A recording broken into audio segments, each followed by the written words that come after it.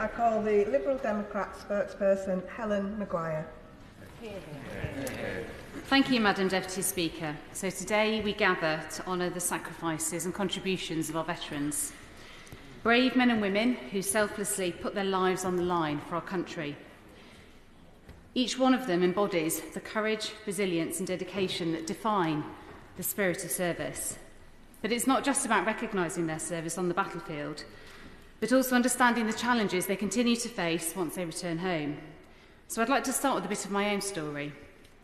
I served in the British Army as part of the Royal Military Police. I didn't come from a military family. My journey began with a desire to lead, to travel and to make a difference.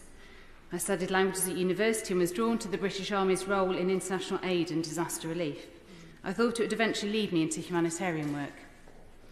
Training at Sandhurst was gruelling, and especially with equipment that really wasn't designed for women. But I came out of that experience with friendships that lasted a lifetime, people who saw me through my highest and my lowest points.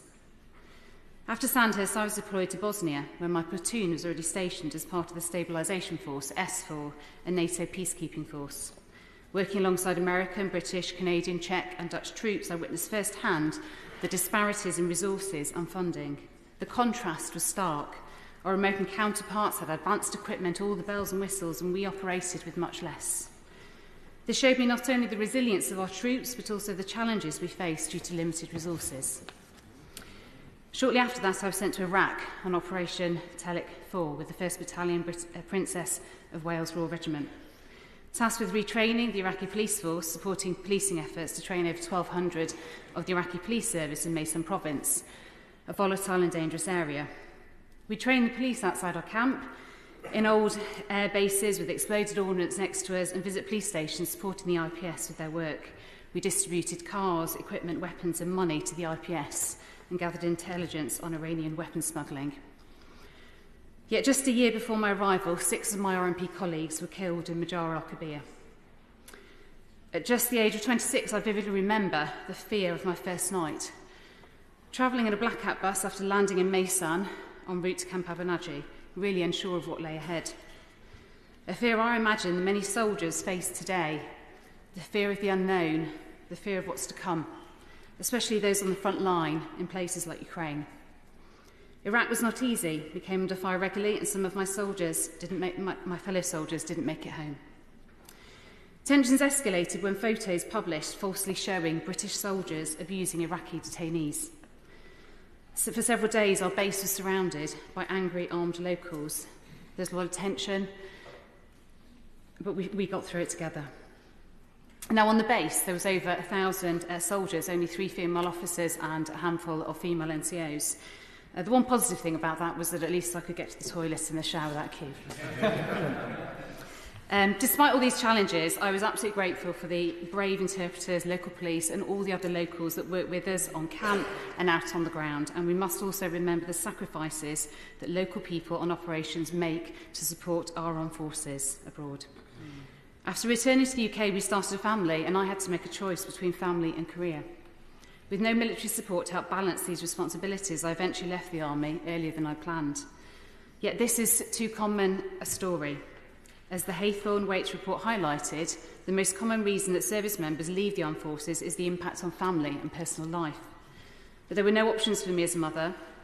For me, next it would have been Afghanistan, and there are no nurseries on the front line there. There was no flexible career path for me, and I'm not alone, because many service members face pressures that extend beyond the battlefield, and we simply need to do more to support them. So I'm immensely proud of my constituency's connection to the armed forces. We have Langley Vale, where over 8,000 soldiers trained during the First World War, and it was where Lord Kitchener famously inspected the troops, and it now serves as a place of reflection with beautiful sculptures honouring our military past. Our local Royal Engineers, the 135 Geographic Squadron, they recently celebrated their 75th anniversary this year, proudly marching with bayonets fixed, exercising their freedom of Epsom and Ewell. And these are really powerful reminders of the sacrifices made by generations of service members. But honouring our veterans goes beyond remembrance. It's about action. There are pressing issues we must address to ensure that veterans and their families are supported after their service. And housing is one of these such issues. It's unacceptable that over 2,000 households with a veteran were assessed as homeless last year. High-quality, affordable accommodation for veterans should be accessible across the country. No one who served our nation should face homelessness. Yeah. Winter fuel allowance is another concern. Many veterans struggle financially, and recent cuts to this allowance will hit some of them hard. It's a lifeline, especially in colder months, and veterans should be able to rely on this support.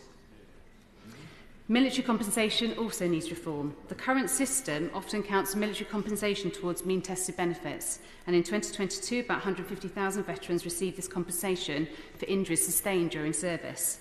But many councils count this as income, penalising veterans who desperately need support, and this practice goes against the Armed Forces Covenant, and it's time we change these rules. Yeah. As my honourable member also mentioned, we need to improve mental health support for veterans. Right honourable friend give way. I will give way. Thank you, and thank you for giving way. Will my right honourable friend agree with me that the government should give serious thought about excluding military compensation when calculating pensioner credit? Yes, I agree with my honourable member. So, returning to mental health support for veterans, more than half of veterans have faced mental health challenges, yet 60% hesitate to seek that due to stigma. To help reduce stigma and encourage more veterans to seek the support they need, we need regular mental health checkups for veterans, along with better tracking of both physical and mental health outcomes.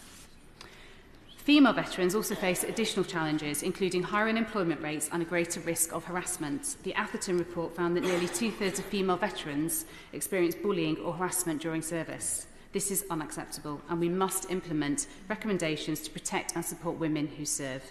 Yeah. And finally, for our LGBT plus veterans, they deserve justice. Those dismissed because of their sexuality are being offered compensation of $12,500, which is wholly insufficient and fails to reflect the harm they endured. The government must reassess this scheme to ensure these veterans receive fair compensation. We thank all those charities who support our armed forces, and we remember those who have fallen.